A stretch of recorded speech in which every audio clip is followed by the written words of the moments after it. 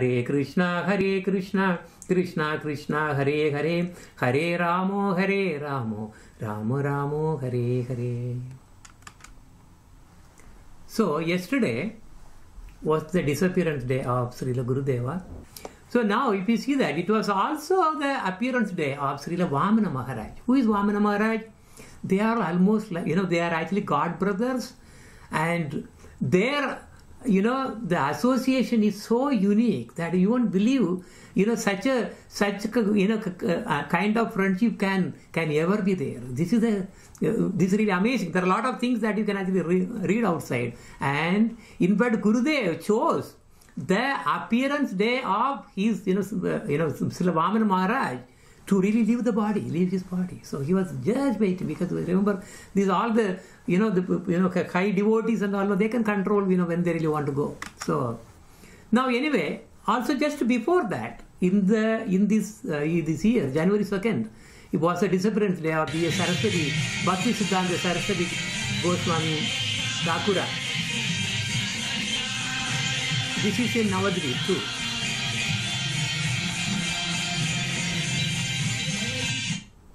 So today I would like to start with this new picture. This is a scenery of Goloka Vrindavan. The other painting called Seva Kunj, that is so famous because it came from the heart of Gurudev. Seva Kunj, that was a direct beneficiation from Gurudev. So Srimati Shyamarani Didi, who is actually very close to us, was the very first female disciple of Srila Prabhupada. She had painted so many pictures for Srila Prabhupada's book, almost all of them. After Prabhupada left, she could not find pure devotees in ISKCON. That's what she says.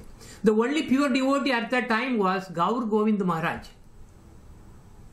So she left ISKCON and came under our Gurudev, and she was just one of them out of more than around 250,000 disciples who really came under Gurudeva, because Srila Prabhupada asked our Gurudev to help those disciples who really want to go to Ragamarga. Okay, so that was the reason that if you see that more than 99% of the disciples, they actually came from ISKCON only, because ISKCON is actually it's like a boot camping ground, a boot camp. So then you really go to the next stage. Here what we see in this picture, which is a rare picture, this is the last painting, latest painting from Shyamarani Didi.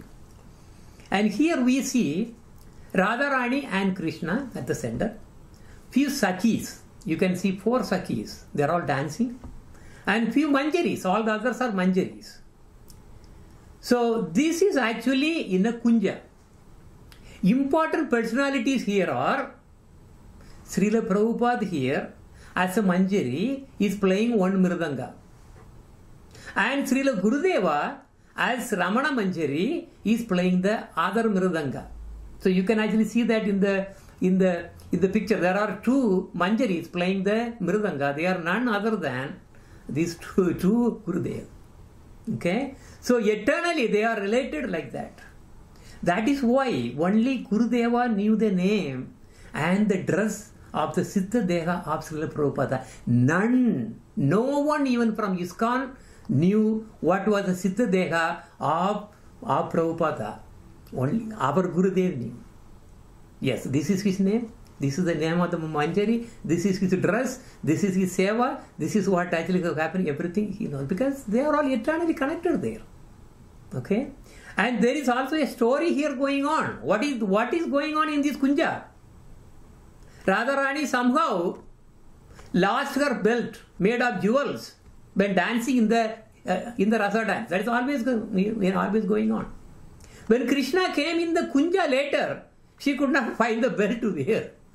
So a Manjari found the lost belt, and without anyone noticing, slow, just like that, especially without Krishna noticing, she is actually tying the waist of Srimati Radharani with that belt. You can see that in the picture. There is so many things we can actually keep on narrating by in this picture.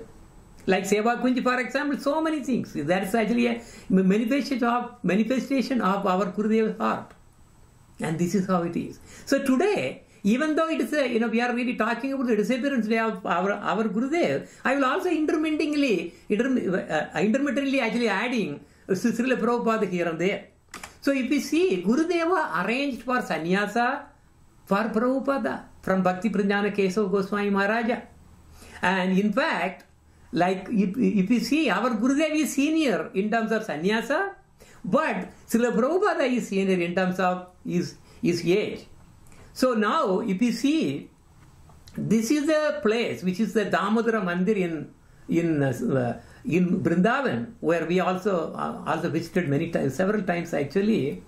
And this is the place where you can see at the very center where Srila Prabhupada is actually just coming down. And right side, right means for you, when you are looking at your picture, right side, there's a room. That is a room where Srila Prabhupada was actually staying for so many years. Gurudeva used to visit Prabhupada very, very often here. And in fact, the first canto of Srimad Bhagavatam was translated entirely in that room by Srila Prabhupada. So Prabhupada used to prepare and make chapatis. Our Gurudev used to offer them after actually frying them and making it ready. Then he will offer to the deity there. Later also they were the position, they assumed the same position. Prabhupada is actually Raganuga Bhakta. Raganuga actually, she's Manjari. But he prepared the devotees first in Vaiti Bhakti, rules and regulations. At the time of passing, Srila Prabhupada asked Gurudeva to help his devotees. Gurudeva promised. That is the reason that he came here. Otherwise he would not have come. When any came to our Gurudeva, he offered them to Radha Krishna in Raganuga Bhakti. It's like the chapati. So basically, Srila Prabhupada was actually preparing, and then Srila Gurudev takes it and then makes them ready and then offering to the Lord. This is exactly what they also, assumed the positions afterwards. So now, if you see that, you all know, Gurudeva actually performed the samadhi for Srila Prabhupada. When Srila Prabhupada was about to leave the body, he called our Gurudeva. He told that our Gurudeva is the only qualified to give samadhi for him. Gurudeva agreed and he gave the samadhi. In this video, you will see that Gurudeva is the one leading the kirtan and then giving the samadhi. I have trimmed it because we don't want to really put so much of time on this one.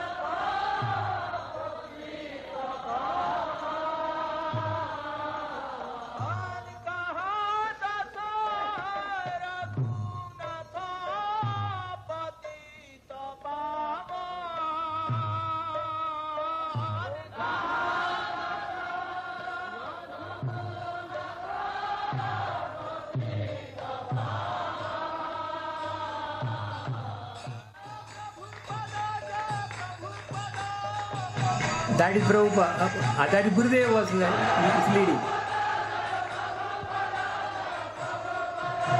That is Gurudev.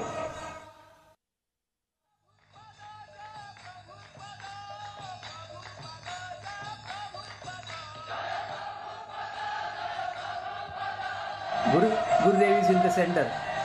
He is the one leading the whole thing.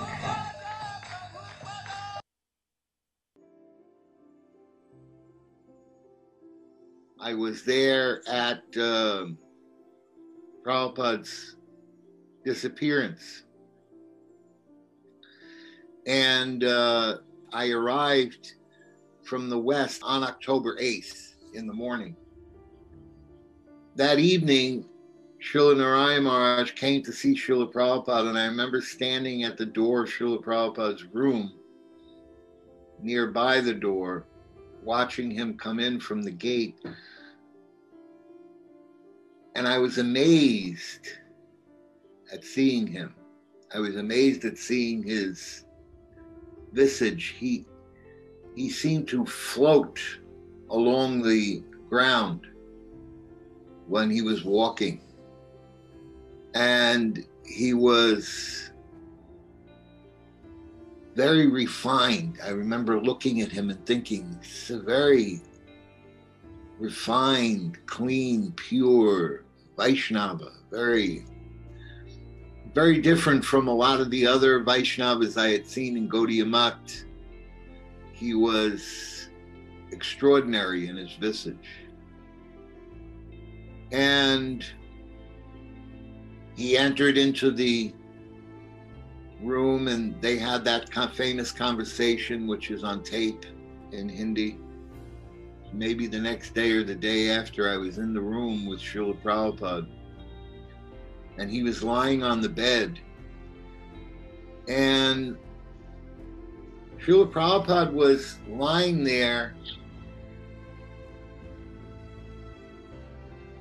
in a very deep, peaceful way, totally not interacting with the external world. He was internal, totally internal, very deeply internal.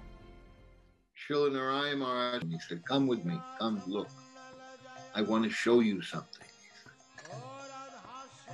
So he started pointing to Srila Prabhupada's body. And he said, you look at your Gurudev now. You see him, your Prabhupada. And you see how his hands, Prabhupada's hands were over his head with this mudra, like this. Both the hands, one a little below the other, over his head like this. And he said, you see the mudra? You see how your Prabhupada is holding his hands in this special mudra? He said, and look at his back. Prabhupada's back and head were arched like this. They were arched. So his head was here and his back, and it was like he was swaying with his hands like this. And then his 2 feet were on the tiptoes, one on the other. He said, you see the back is like this. He said, and see the feet on the tiptoes. He said, you see this beautiful position? He said, this is the dancing mudra, he said. And then he said, now he looked at me and, with those blue eyes of his, he looked in my eyes and he said, now your Prabhupada is dancing with Radha and Krishna. And I was like, began to tremble. I couldn't believe, that. And I thought, wow, he actually knows this thing. So then he sang Sri Rupa Manjari Pada for Prabhupada. And it was so beautiful. Everyone began weeping, hearing him sing. He sang that beautiful voice of his, that resonant tone that he has, And it just overwhelmed all of us. And everyone began weeping and we were amazed at the quality of the sound vibration that was emanating from his voice. And then, after a while, he and the brahmacharis left. And sometime later, Prabhupada came out of his deep meditation. And when he woke up, they immediately tried to give him water to drink. They said, Prabhupada, you need to drink some water. Srila Prabhupada said, no, I don't want to drink any water. They said, but Prabhupada, we've measured how much urine you've passed and how much water you've drunk, and you're passing more urine than water that you're drinking, so you're going to dehydrate. Prabhupada said, yes, I know. So then we became nervous because we realized that Prabhupada was doing this purposefully. I said, Prabhupada, are you going to leave us? Are you going to leave us now by doing this? So he said, call Tamal Krishna in here. So then Tamal Krishna came into the room and he was next to Srila Prabhupada's bed. Prabhupada said, I have just been talking with Krishna. So when he said that, I've just been talking with Krishna, then I realized that Srila Narayan Maharaj, at that moment, it became clear. He's a pure devotee because he said that Prabhupada was dancing with Radha and Krishna, and now Prabhupada is saying that he was just talking with Krishna. So here it is. It's all laid out, clear as day, for me to see. My guru is a pure devotee, Narayan Maharaj is a pure devotee, because he could see where my Guru Maharaj was, that he was talking with Krishna. Later, on the day that Srila Prabhupada was leaving this world, Srila Narayan Maharaj came in the room. I watched him come in the room. He walked in behind me, and then he kneeled down. So Prabhupada is on the edge of the bed. I'm there massaging his head, and I'm watching Srila Prabhupada. Srila Prabhupada is exhibiting the Astasatvika Bhav.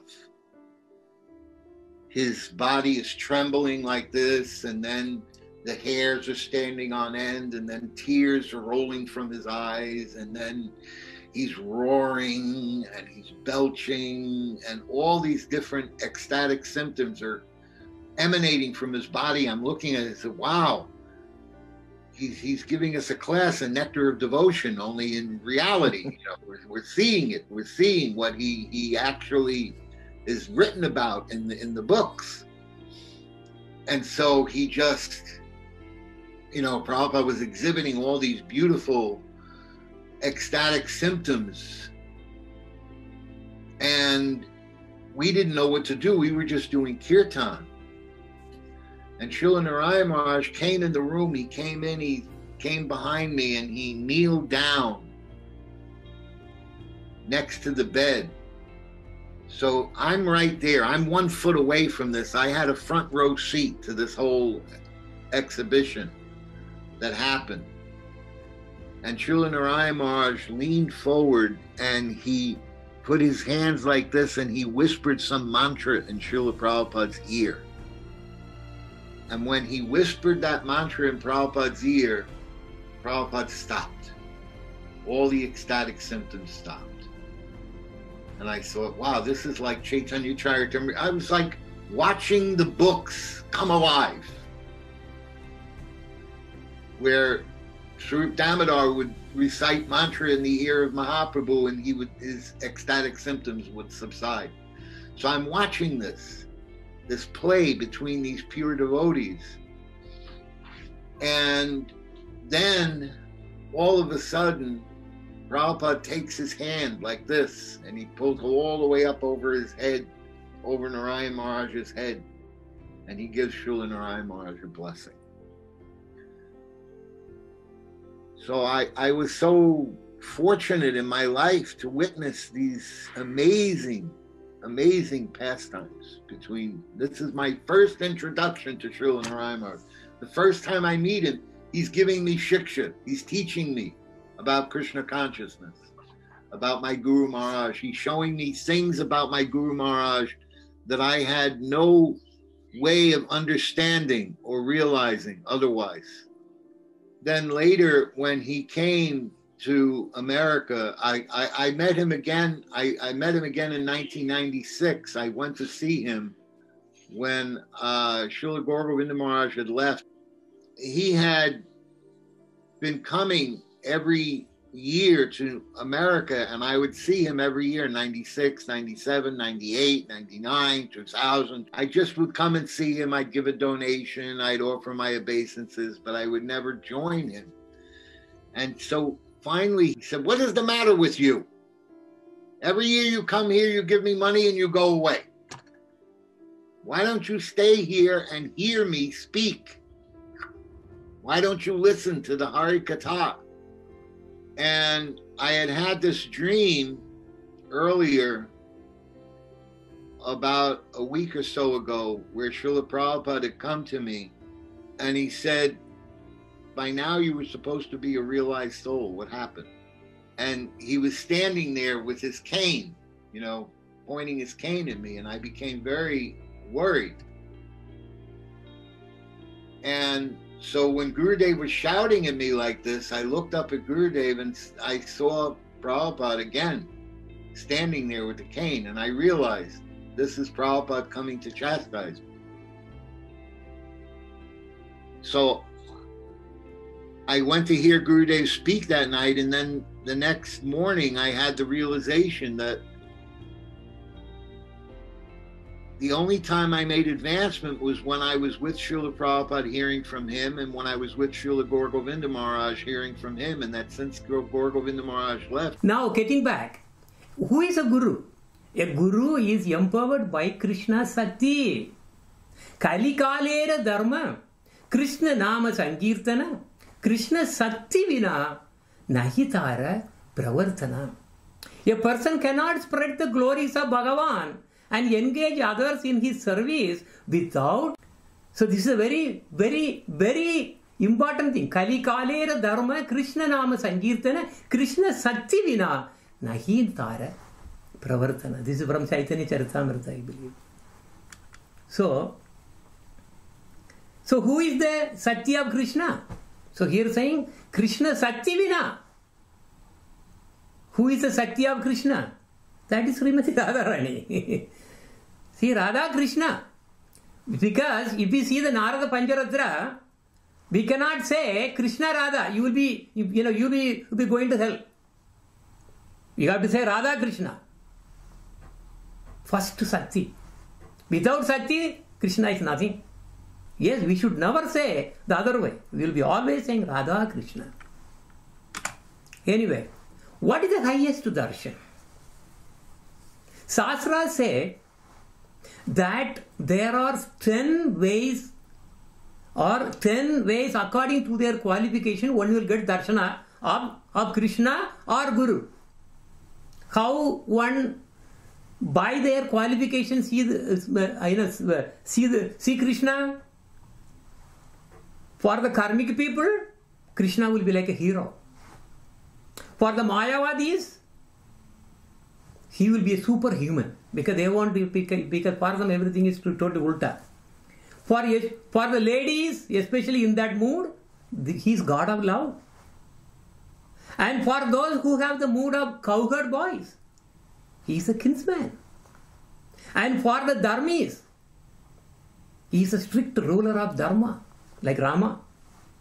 And for those who have parental affection for Krishna, he is a child. And for demons and those like Kamsa and Duryodhana, he is death personified. And for the worldly materialistic people, oh, he is a universal form. And for the yogis, he is Paramatma. And for those in Vrishni dynasty, he is a supreme personality. But for the gopis, what kind of darshan they see? How they see Krishna is the same Krishna. But depending on the qualification, their qualification, they are seeing differently. Their darshan, the darshans for the gopis were ultimate. So for everyone, right, Krishna appears differently according to their own qualification. In the same way, one's guru can be seen by the disciples according to his or her qualification only. So that means, first of all, a guru cannot be uptrained, especially a Raganuga Bhakt, guru cannot be uptrained unless you have done Sukriti. Now the more Sukriti you have done, you are qualified more and more. So your vision of perceiving your guru will be different. Spiritual, because the thing is, if you see guru, a lot of people misunderstand what exactly a guru is supposed to be doing. Because nowadays, the term guru is losing its meaning. Spiritual guidance is the only duty of a guru. Nothing else. not about material education or finance or all kinds of nonsense sense enjoyment or making some profits. If one is approached for any of these, then the disciple is cheating himself or herself. So what is the only reason how one should really approach a guru? Tatvidi pranipatena pariprasnena sevaya upadekshyanti te jnanam. So learn the spiritual truth by approaching a spiritual master. Inquire for him submissively and render service unto him. The self-realized soul can impart spiritual knowledge unto you because he has seen the truth, not material knowledge. Nothing to do with material world. Again, as you really see, as you are really heard from Damodara Priya was saying that when you take initiation, what that means? You are putting an end. You are saying, I am sick of this world. And a good guru, how a guru will be there? Who is the best guru? This is from Gaur Govind Maharaj. One should be disciplined by the guru. Unless I am being disciplined by guru, I will act whimsically. Pride will develop in me. That means a demoniac attitude will be there. I will become a demon instead of a devotee, a Vaishnava. Unless he catches my ear and slaps at me, how can I become humble? How can I surrender to or dedicate myself? Yes, this is how a guru can shape up a disciple. And now also, seeing guru, of course, we have been actually covering this one extensively in the Jaiva Dharma classes, which are there every Saturday. But only, I don't know, only the fortunates are actually are able to attend. So there are two marga, Vaidhi marga and Raga marga. Vaidhi marga is basically by strict rules and regulations. They start from very strict rules and regulations. And Raganuga, what is happening? No, they are actually straight away getting into the Raga. So they will be able to really join so late. Vaidhi marga will really take to Vaikuntha, because this is actually a place where you really get moksha. Okay, so those who are actually aspiring for moksha, and also those really have that kind of attitude and Siddhadeha, they will be targeted to Vaikuntha. But whereas the Raganuga marga, they all will be aligned to Goloka.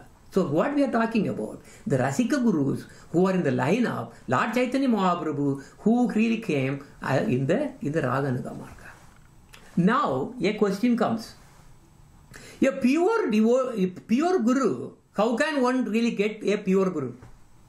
There are two ways: by the mercy of Krishna or by the mercy of scriptures.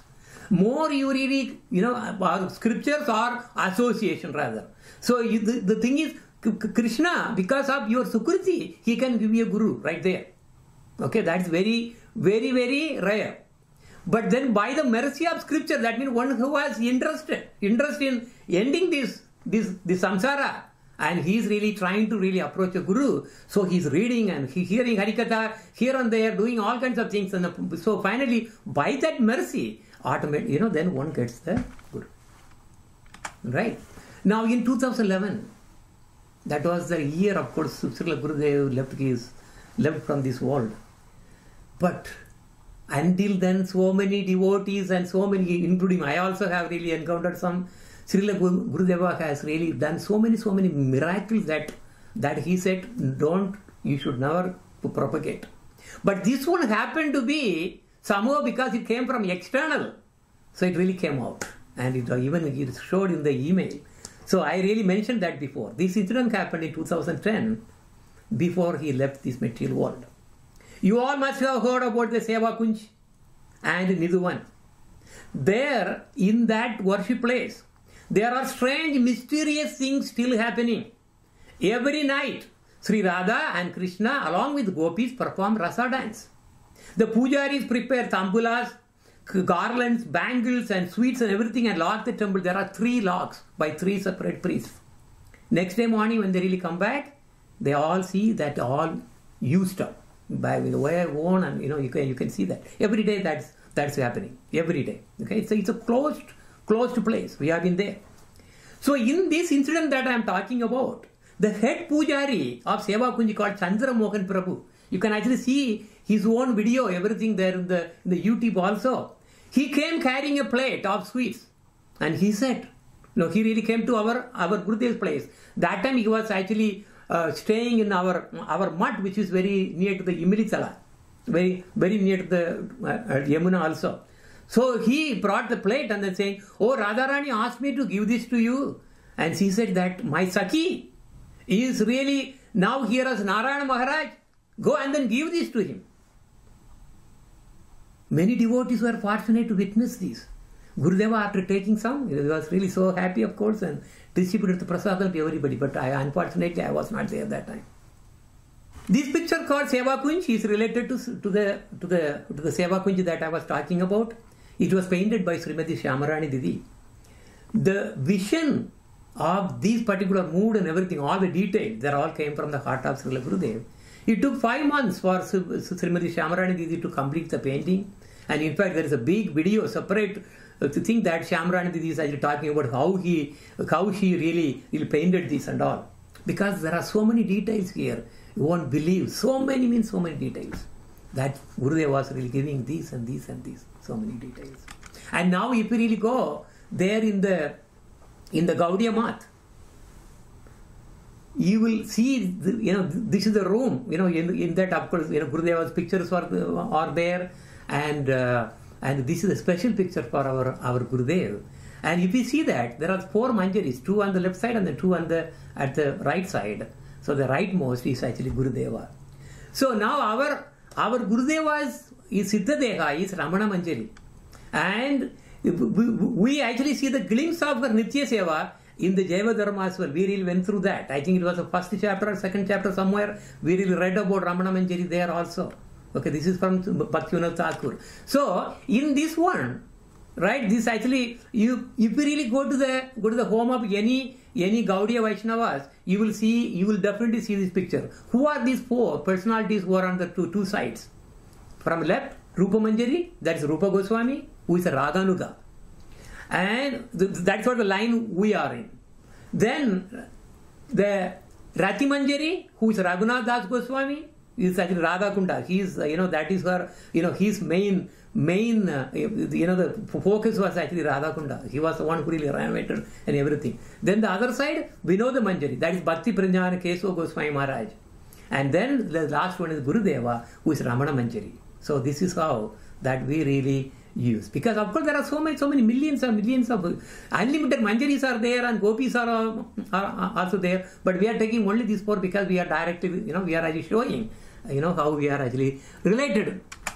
So Gurudeva's actual disappearance was December 29, 2010. The day he chose to leave this world was amazing. He and Vamana Maharaj were very close god brothers, as I mentioned. Their bonding was beyond description. So Gurudeva purposely chose to leave the body on the appearance day of Srila Vamana Goswami Maharaja. And also he wanted to leave that in Jagannath Puri. This is his Samadhi room where he left his world.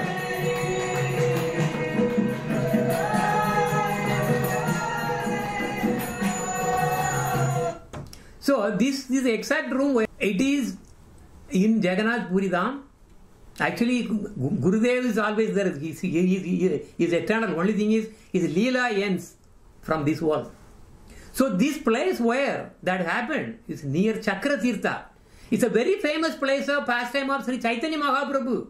This was a place where Chaitanya Mahaprabhu jumped into the ocean in ecstasy of Radha Krishna Leela. And later, he was there for hours and hours. Later, he was caught by a fisherman in his net. But he was in the, in the trance. So in fact, I could visit this place.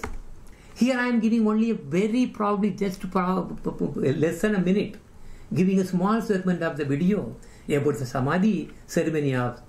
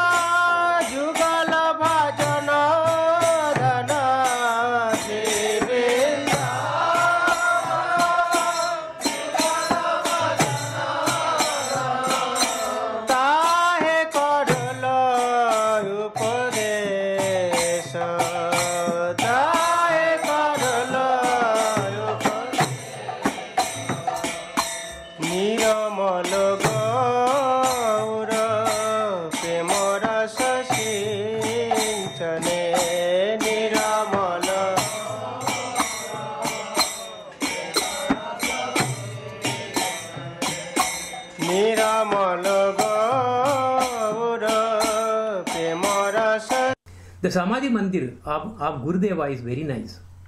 In fact, when we visited Navadvip after Gurudev left, we actually, in fact, Gokul Bhajan families had actually donated some money, which we could really actually give it to the Sripad Premanand Prabhu. He was the key personality behind in making this whole thing happen. In the Samadhi Mandir, there are several displays. This is just a glimpse of some of them.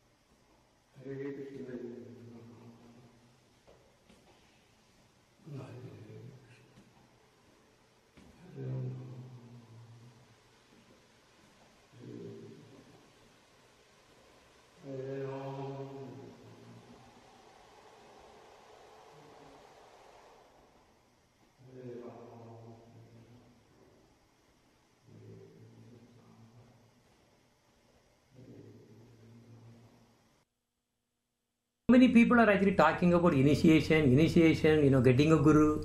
But the thing is, very important thing that one has to remember here is initiation means cutting a one-way ticket. Only when one comes to the conclusion as this world has no charm, it has only miseries. I am sick of worldly enjoyments. I do not want to be born at all. I never want to come back at all. These people can take initiation. Taking initiation is not for prestige, not for getting mundane knowledge, not for getting help on studies, not for getting help on their careers. There are so many. So the only thing is you are actually going to be out of this birth and death forever. But the thing is, only if you are serious enough to really cross the samsara ocean, you have to take initiation. You should take initiation only in that case. Do you need a guru? Yes, because you cannot cross that samsara ocean by yourself. The samsara ocean is so turbulent and torturous, and it will devour you in a moment, because it's a dark ocean. You will be lost. You don't know which direction that you have to go. You can never go by yourself. It's not possible. Even in the picture what you see, there is actually a rope. Using the rope you are trying to do. How will you cross this? It's not possible. So now let us ask ourselves, what exactly we are doing? Or am I doing good? Am I doing all the necessary things so that to really reach the goal, the ultimate goal that I am really given this human body? Or are you a killer of your own soul? So the purpose of a human body is not to be used as animals. Only when we are given a human birth, we have chance to cross the samsara ocean. Otherwise, you are killing your own soul. Nirdeham atyam sulabam sudurlabam Plavam sukalpam guru karnadaram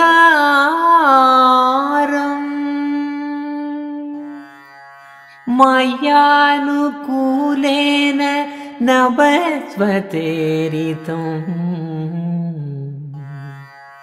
puman bhavabdim न Taret आत्महा.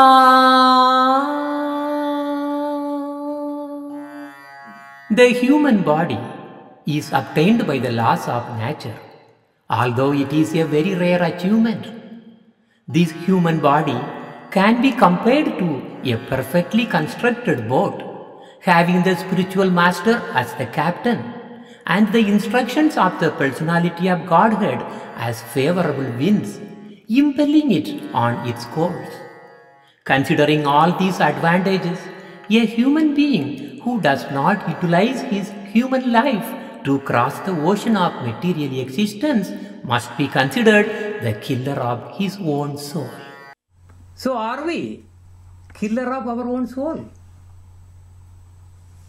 This is a big question. Nobody ponders like this. Very few actually think about this. Otherwise they get lost. Oh yeah, I have to do this duty, I have to do this, I have to do this and garbage. I have to really do so many things. They are getting lost. The very important question, the goal of ourselves, the main thing, that's nobody is actually thinking about it. So now in order, suppose you think that, yes, I have to make it. But the problem is you cannot make it by yourself. You need a boat and captain to cross. That boat is our body, human body. But we need a captain now. Who is the captain? Can we become a captain of our own destiny? No. We don't know which way to go. Where is Krishna? Because the directions are everywhere. And it's dark. And the ocean is so turbulent. Where will he go? He is the only one who knows the route, because he came from there and he knows how to go, how to steer and deliver you. So we need the help of a guru. And very many people here, they really ask, yeah, why can't I cross the samsara ocean by myself with a direct help from Krishna? Krishna will take me. In fact, there was actually a story. One guy who got drowned in the ocean, and everybody was actually, died or something. He somehow was able to really survive, but he was actually a bhakta. So he said, yeah, okay, God will definitely really take me. And now, after some time, where everybody else is gone, he's the only one actually floating there somehow or other. And then after some time, a helicopter comes, and from there, actually rope comes down. But he says, no, God will help me, Krishna will help me, he will help me, I don't want any other help. No, Krishna will help. So then, he said, this guy is not really going to cooperate. So that left. Then another boat also came. Oh, he saw this guy. Hey, get in the boat. I will take you there. He said, no. I want God, because I have faith in the God, and He is going to really deliver, to take care of me. I don't want anyone else help. So that boat also went off. So he was actually trying and struggling. Finally, he died. His soul went. And Krishna was asking. And he then, why you have to really die like this? Yeah, I was waiting for you to really help me. But that's what I did. See, isn't it? You had one who really put the rope, from the helicopter. You said no. You don't know. You didn't want to get it. And then I really arranged to send a boat. You didn't really make use of that also. Then how can anyone help you? So this is the fool. Because Krishna is like sun. We cannot directly approach like that when we are in this material body. So we need somebody in between. That is like, because we see sun, if you really directly go, you will be burnt. But moon is soothing light. Look at that. That is Guru. So Krishna is like sun. And we cannot approach the sun directly. We will be burnt. Guru is like the moon that gets the light from the sun, who is Krishna, and surfs down the sunlight into cooling and soothing moonlight. Same thing, same thing. And Krishna is like millions of volts. If you really go and touch, you will be burned immediate. But the Guru is a step-down transformer. He really converts that high voltage into the voltage so that you can use it. But the question is, what kind of Guru should I take? But which kind of Guru I should take? That depends on your Nitya Siddha Deha. Your heart and mind will automatically go to that kind of Guru who matches your Siddha Deha. Okay, that is how the association that you are really deeply involved, that is what your Siddha Deha is really involved with. Your Chaitya Guru, the Paramatma, will help to connect you to that Guru. You simply cry for Krishna and a Guru will be given. It is said that when a student becomes ready, a Guru automatically shows up. So what kind of Guru? So, that is depending on your mood. If you want to really do Vaiti Bhakti, go to Vaikuntha, of course you will automatically have the tendency to really get attracted there only. Everything else won't be really, those truth won't come. But whereas one is Raganuga, his mood is completely different. He is totally different. His attitude, everything is different. Now, who can get the topmost Guru? Of course, if you see the Guru, this all the way, Gurus are there. Even material world also, there are Gurus who can teach you how to do yoga, how to do this. They are also called Guru, unfortunately. But those Gurus that I am talking about, they are very, very high. Who can get a topmost Guru? Getting topmost Guru needs lot of accumulated Sukriti, Punya. You are interested only in accumulating wealth, money. You have to accumulate Punya, Sukriti instead. Because when you leave this world, we cannot take anything. Nothing, not even a penny. But all your Punya, your Sukriti, everything will come with you. Everyone here is busy in accumulating money. Only a very few try to accumulate Sukriti. Sukriti is very powerful. That is what can give you a Guru. Otherwise, you cannot even have the eye to see who is a Guru. In Mahabharata, we see that Karna was targeted to be killed. But he could not be killed at all. Because his Punyas were protecting him. Krishna had to assume as a Brahmana. And then he has to do he had to do, so he had to really beg from Karna. And of course he got the Kavacha and also his Punya, everything he really got. Then only he could be killed. It will protect you all the way. Even if you do abnormal, simple things, this Punya will really take you to the heaven instead of the hell. It can bypass you. So, if you have accumulated Sukriti, then only you can get a Guru. Otherwise, no. You will see all the Gurus are like some bodies. But there are so many levels of Gurus. Vaiti Marga Gurus and Raganuga Marga Gurus, as I mentioned. So many Gurus are there who can take you to Vaikuntha. Going to Vaikuntha is very easy. But can you get a Rasika Guru in Raganuga who can take you to Goloka? Durlabam manusha janmam adhiv durlabam sadhu sangam asambhavam Krishna bhaktam adhiv vasambhavam rasika gurum. I don't know when I wrote it, it was a long time back. What does it mean? Human birth is very difficult to get. Even if we get it is very difficult. Look at here. We are at least having all our bodies, all working hands and working legs and everything seems to be working. We are fortunate. But we really go completely the other way to really become slave to our senses. Anyway, so this human birth is very difficult to get. Even if we get it, it is extremely difficult to get Krishna Sadhu Sangha. You are all fortunate. At least for some time you are actually here engaged. That is very difficult. Unless, because in Jaiva Dharma you have been reading, if we do not have Sukriti, you cannot get Sadhu Sangha. Period. Then it is almost impossible to find an Ananya Krishna Bhakta. Because there are gurus or Krishna Sadhu Sangha. Okay, that is fine. But what kind of Krishna Sadhu Sangha? Is it really Ananya Bhakti, or you worship these, worship demigod, worship these, that, Ganapati, these, that, and all kinds of things that you are worshipping. All the 330 million gods you are worshipping. What good is that? Nothing. Krishna says in Bhagavad Gita, worship only me. So, it is almost impossible to find an Ananya Krishna Bhakta. And then it is very, very impossible to get a Rasika Guru. Ativ Asambhavam Rasika Guru. So, Durlabham Manusha Janmam. Getting this Manusha Janmam is very Durlabham. Very difficult to get. Ativ Durlabham. Even more than that is getting Sadhu Sangam.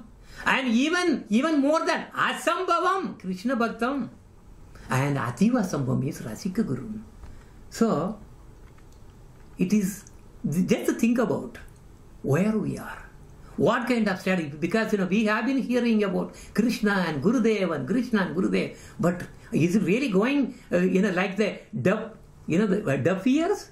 That is for you to we have to think about it, because our Krishna is always sending, like that helicopter. Remember that rope that was actually being put. He is always giving, but we are the one who said, no, I don't want now. I want to save some time anyway.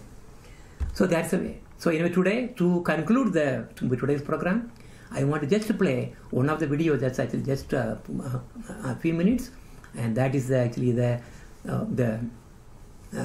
Pushpanjali, and then after that, like devotees who really want to say a few words will.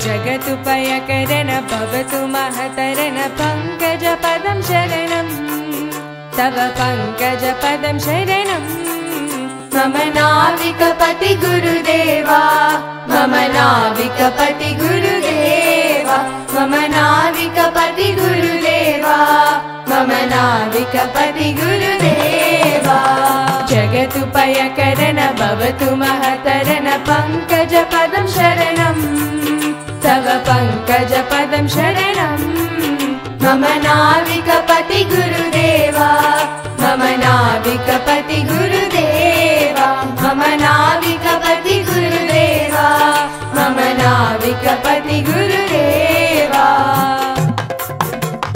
जनन मरण भय भुवन मम तवेन मनोरथ हन्तित नित्यं मनोरथ हन्तित नित्यं मम नाविकपति गुरुदेवा मम नाविकपति गुरुदेवा मम नाविकपति गुरुदेवा मम नाविकपति गुरुदेवा जनन मरण भय भुवन मम तवेन मनोरथ हन्तित नित्यं मनोरथ हन्तित नित्यं मम नाविकपति गुरुदेवा मम नाविकपति गुरुदेवा मम नाविकपति गुरुदेवा मम नाविकपति गुरुदेवा जगतुपयकरण भवतु महतरन पङ्कजपदं शरणं तव पङ्कजपदं शरणं मम नाविकपति गुरुदेवा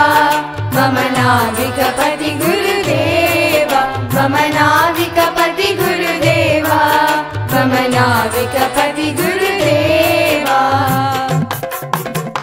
रमण श्रिय प्रिय कमन सेवकर दय पर पावन तारं दय पर पावन तारं मम नाविकपति गुरुदेवा मम नाविकपति गुरुदेवा मम नाविकपति गुरुदेवा मम नाविकपति गुरुदेवा रमण श्रिय प्रिय कमन सेवकर दय पर पावन तारं दय पर पावन तारं मम नाविकपति गुरुदेवा मम नाविकपति गुरुदेवा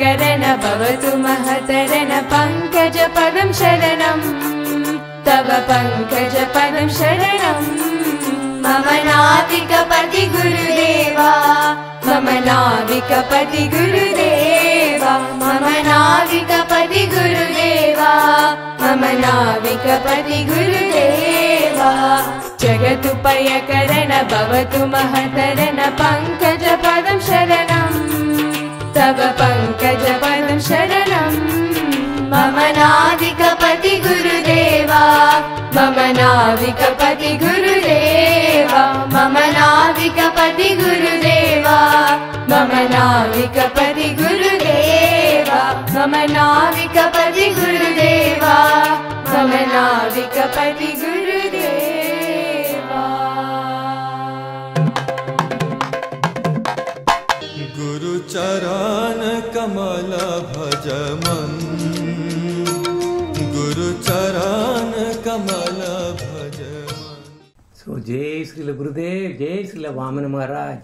Thank you. Hare Krishna.